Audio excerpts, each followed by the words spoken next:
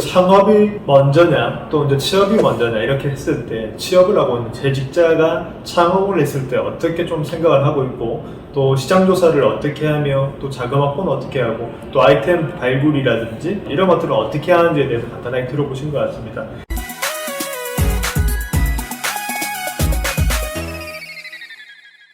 창업을 준비하고 있다라고 생각하는 가정을 하고 창업자들에게 가장 중요한 사항들은 어떤 것들인지 또 창업을 하는 데 있어가지고 필수적인 요소로 생각하는 것들은 어떤 것들인지 뭐 이게 제가 표준이다 이렇게 얘기할 수는 없지만 그래도 제가 창업을 먼저 해본 사람의 입장으로서 이런 것들은 좀 보완하고 이런 것들은 좀 문제점이더라 이렇게 해결하면 좋겠더라 라는 것들을 좀 얘기해보면서 좀 풀어가는 시간을 한번 가져볼까 합니다. 여러분들이 창업을 하신다면 이라고 생각했을 때 그런 동일한 질문이라고 생각을 하시고 봐주시면 좋을 것 같습니다. 창업할 때 가장 중요한 게 뭐라고 생각을 하세요?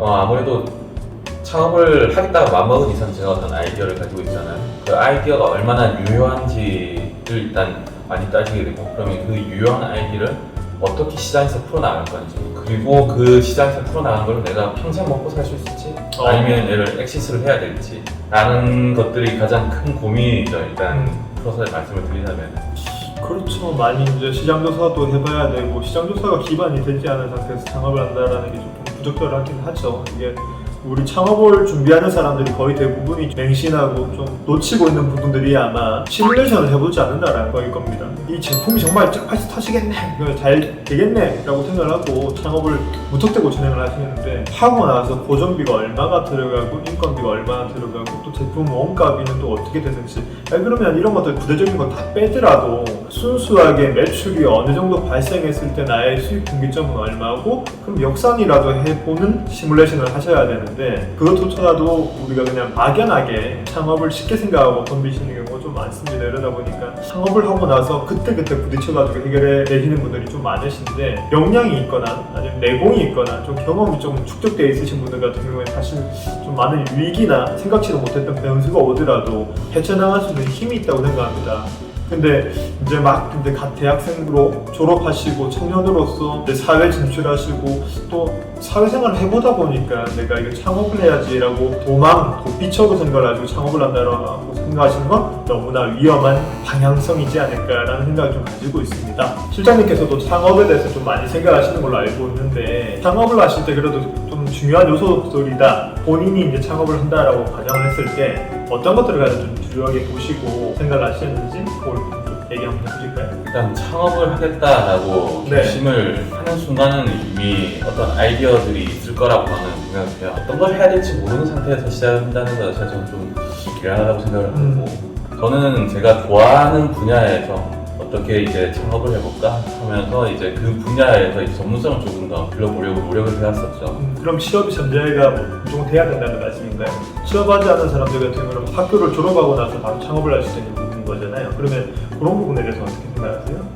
만약에 그렇게 하려고 한다고 하면은 내가 아닌 다른 누군가의 도움이 필요하다고 생각해요. 어느 정도 경험이 있는 사람을 한 명 같이 데려가야지 비즈니스가 어떻게 움직이는지에 대해서 대응을 할 수 있을 거라고 보거든요. 아니면은 내가 생각하는 거랑 이제 비즈니스가 돌아가는 것과 완전히 일치하지는 않는다. 그런 현실적인 부분들을 해소해 줄 수 있는 사람이 없다면은 졸업 후에 바로 창업을 하는 거는 상당한 난항이 될 것이다 라고 느꼈죠. 네, 실장님 말씀을 또 들어보니까 이게 창업을 할 때 있어가지고 단순히 내가 좋아하는 걸 해야 되는 건지 아니면 내가 또 잘할 수 있는 것들을 해야 되는지 그런 부분에 대해서도 말씀 주신 것 같아요. 근데 잘한다라고 하는 또 범주 자체가 지금 보면은 대학을 졸업하고 나서 내가 어느 정도 지식만 가지고 창업을 할 수 있는 건지 아니면은 단순히 또 실무를 또 익힌 다음에 그 기술로 축적이 되고 나서 창업을 하는 게 나을지 실장님 생각하실 때도 어느 정도 쪽에다가 무게 주신다고 생각하실까요? 저는 창업을 하겠다라고 마음먹은 순간부터 준비를 해야 된다. 어떤 준비들을 좀 해야 될까요? 바로 창업할 거 아니죠?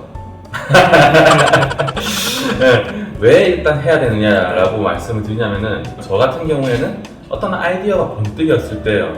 그리고 제가 거기에 대해서 순간적으로 느낀 니즈라든지 불편감이 분명히 있었을 거예요. 그러면 그걸 파고들어서 해야 되는데 제가 시간을 지나버리게 된다면 시의성이 당연히 떨어지는 건 마찬가지고 그리고 누군가는 저랑 똑같은 생각을 하고 있어요, 분명히.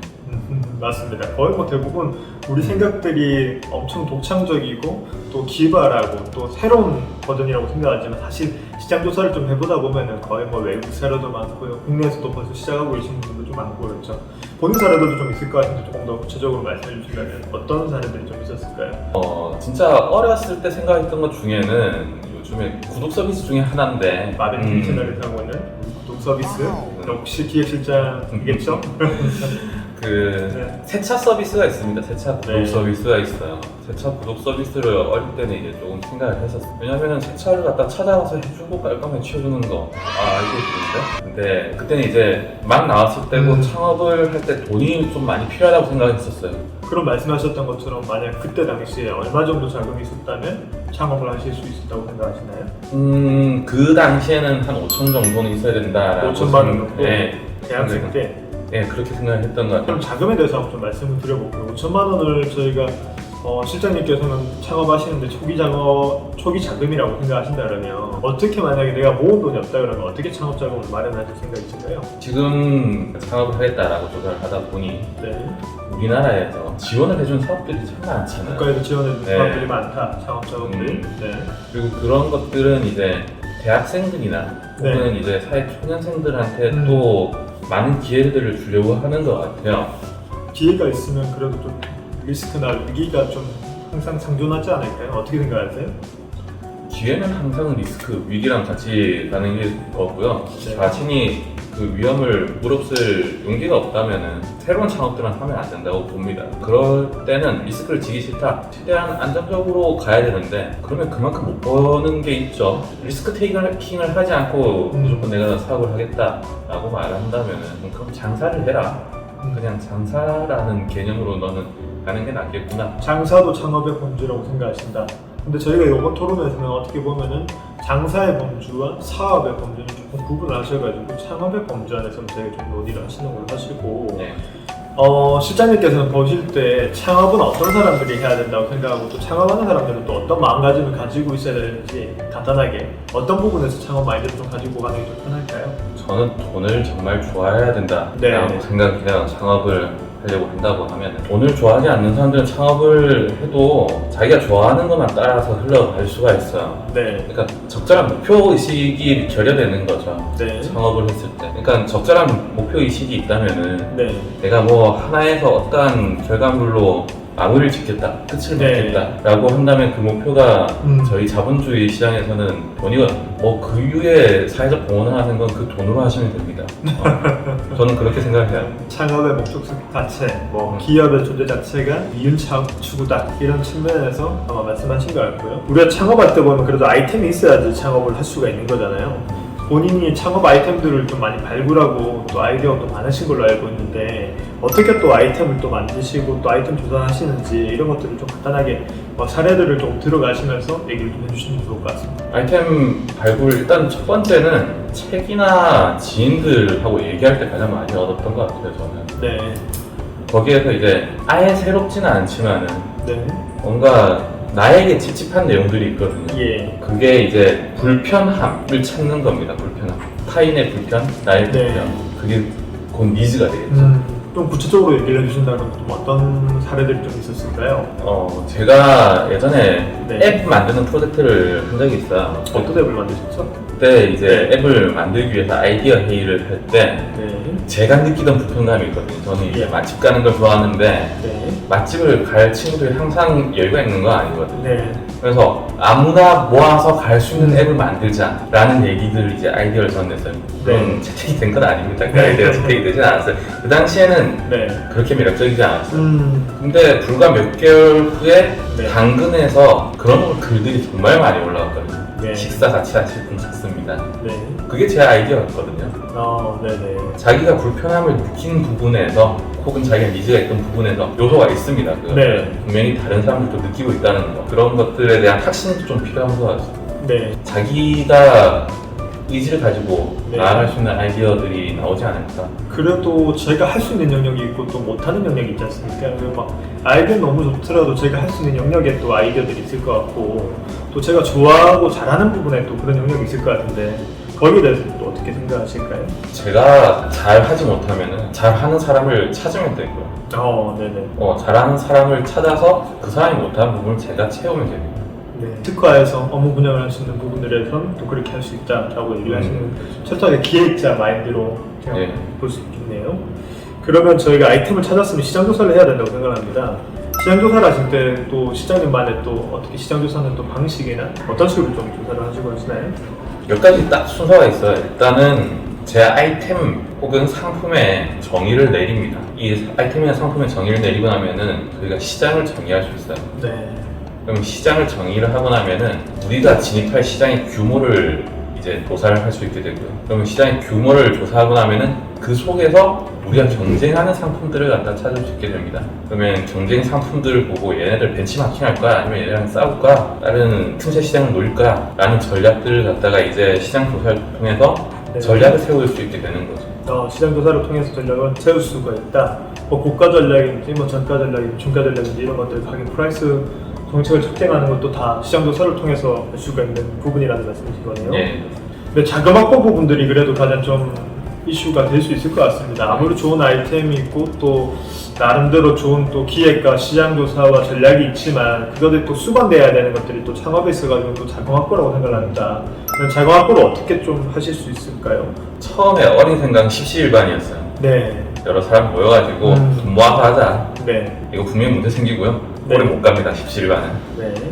동업은 하지 마라. 가능한 피해라. 안 할 수 있다면은 안 하는 게 좋다라고. 동업은 피하러 갑니다, 여러분. 네. 그리고 그 다음이 이제 빚을 내면 그래도 목돈이 생기지 않을까? 네. 근데 생각해보세요. 누가 대학을 갓 졸업한 친구한테 대출을 해주겠습니까? 부채도 자산이다. 이런 공식인 건가요? 그쵸. 네. 그래서 일단 빚이 나오지 않습니다. 처음에는 내고 싶어도 잘 나오지 않고요. 그렇다고 합니다, 여러분. 네. 그 다음으로 이제 보게 되는 게 정책 자금입니다. 네네. 지금 청년들이나 이런 분들한테 지원되는 자금들이 진짜 많아요. 청년들이 가지고 있는 아이디어들, 아이템들, 열정들을 갖다 살릴 수 있는 그런 것들 국가에서 지원을 해주고 있단 말이에요. 네. 실장님께서도 많이 페이퍼도 써보시고 하셨죠. 정부 사업들을 할 때. 저희 또 벤처브레드스가 또 정부 사업도 많이 이렇게 하고 있고 하기 때문에 그 밑바탕에 또 우리 유성대 실장이 있다는 말씀 드려봅니다. 이 정책 자금을 얻기 위해서 하다 보면은 재밌게도 앞에 말씀드렸던 과정들을 갖다가 어느 정도 거치게 돼요. 네. 거치지 않으면 그 정책 자금을 얻기 위한 페이퍼의 힘이 떨어집니다. 그래서 자연스럽게 역량이 좀 늘어나는 부분들도 있는 것 같아요. 정책 자금을 준비하다 보면. 네네.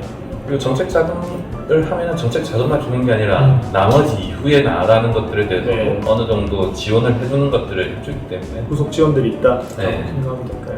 네, 지금까지 저희 뱀부에서 창업이 먼저냐 또 이제 취업이 먼저냐 이렇게 했을 때 취업을 하고 있는 재직자가 창업을 했을 때 어떻게 좀 생각을 하고 있고 또 시장 조사를 어떻게 하며 또 자금 확보는 어떻게 하고 또 아이템 발굴이라든지 뭐 자금 확보라든지 이런 것들을 어떻게 하는지에 대해서 간단하게 들어보신 것 같습니다.